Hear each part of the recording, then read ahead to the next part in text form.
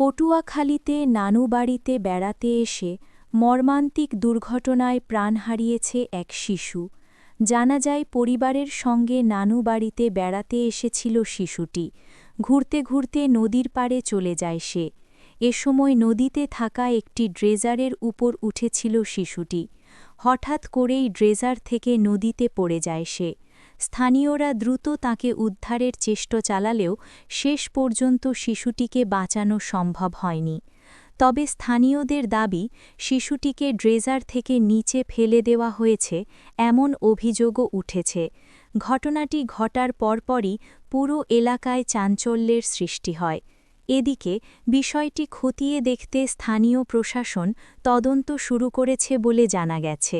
একটা মায়ের জন্য এটা কতটা বেদনাদায়ক। আল্লাহ তাআলা এই বাচ্চার ফ্যামিলিকে বা এই ফ্যামিলিকে ধৈর্য ধারণ করার তৌফিক দান করুক।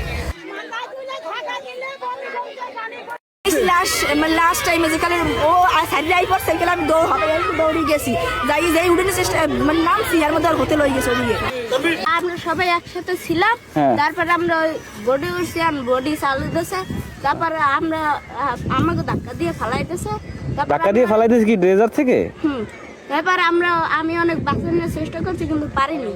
তারপর আমি সাইডে পড়ছি, আমার হালাইয়ের না, আমি সাঁতার জানিনি। তারপর আমি তারপরে ফালাই দিছে।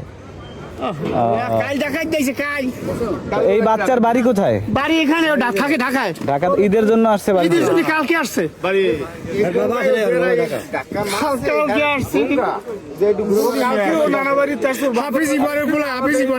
আচ্ছা, এই ড্রেজার কোথায়?